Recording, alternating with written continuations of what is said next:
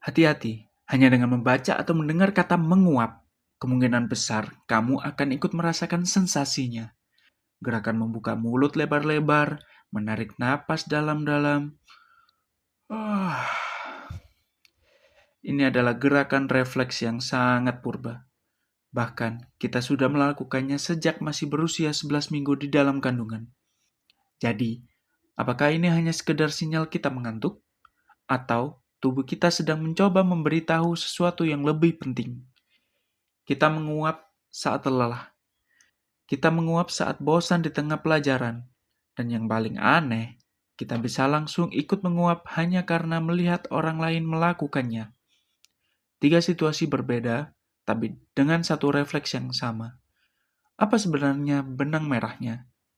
Di video ini, kita akan menyelami beberapa teori, dari yang paling klasik hingga yang paling modern. Untuk menjawab pertanyaan sederhana namun misterius ini, kenapa kita menguap? Teori paling klasik dan terkenal menjelaskan kenapa kita menguap adalah teori fisiologis, atau kita sebut saja teori alarm oksigen. Menurut teori ini, masalahnya ada di dalam paru-paru kita. Di dalamnya, ada jutaan kantung udara super kecil bernama alveoli. Tugas mereka adalah menukar karbon dioksida dari darah dengan oksigen segar dari udara. Masalahnya, saat kita bernapas normal, terutama saat lelah atau bosan, napas kita cenderung dangkal. Kita tidak menggunakan kapasitas paru-paru secara penuh. Akibatnya, sebagian alveoli tidak mendapatkan udara segar, lalu mulai mengempis. Otak mendeteksi bahwa pasokan oksigen mulai berkurang dan karbon dioksida sedikit menumpuk. Otak pun langsung bereaksi. Ia mengirim perintah darurat, menguap. Gerakan menguap memaksa kita menarik napas dalam-dalam, mengisi penuh paru-paru, dan membuka kembali semua alveoli yang kempis. Pasokan oksigen pun pulih. Perlahan, teori ini terdengar sangat logis. Tapi, riset modern menunjukkan sesuatu yang berbeda. Ternyata, ini bukanlah jawaban utamanya. Selamat datang pada teori yang paling diterima ilmuwan saat ini, teori pendingin otak atau termoregulasi. Lupakan soal oksigen, ini semua soal suhu. Bayangkan, otakmu adalah prosesor super canggih, sama seperti komputer. Saat bekerja keras atau saat kita lelah dan kurang tidur, suhu otak bisa sedikit meningkat. Dan saat otak mulai overheat, performanya menurun. Ia butuh pendingin. Disinilah menguap berperan sebagai sistem pendingin darurat. Saat kita menguap, kita melakukan 2 hal serentak. Pertama, kita menghirup udara yang suhunya lebih dingin dari tubuh. Kedua, gerakan meregangkan rahang secara besar-besaran meningkatkan aliran darah ke otak.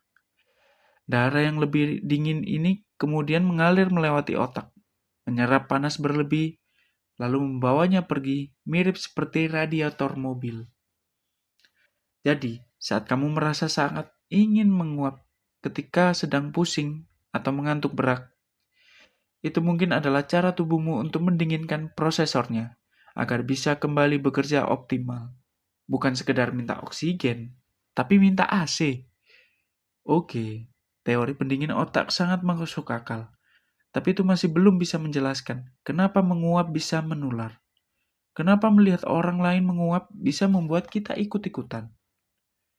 Jawabannya terletak pada sekelompok sel otak spesial yang disebut mirror neurons atau neuron cermin.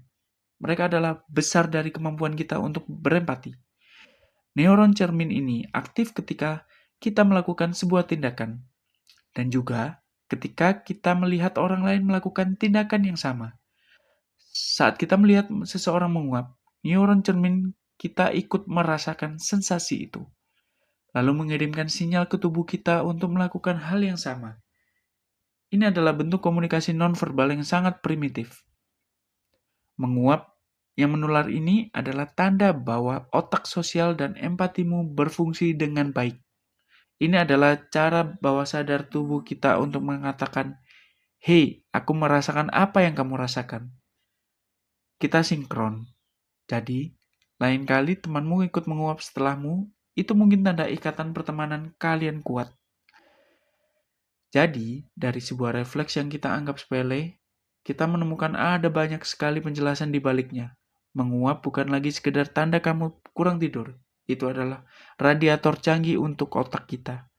Sebuah mekanisme untuk meningkatkan kewaspadaan saat kita bosan. Dan yang paling menarik, sebuah cerminan dari kemampuan kita untuk berempati dengan orang lain. Kompleks sekali bukan? Semuanya tersembunyi di balik satu. Sederhana. Jika video ini menjawab rasa penasaranmu, jangan lupa untuk menekan tombol like dan subscribe ya. Sekarang, jujur di kolom komentar. Berapa kali kamu mengomel selama menonton video ini? Sampai jumpa di video berikutnya.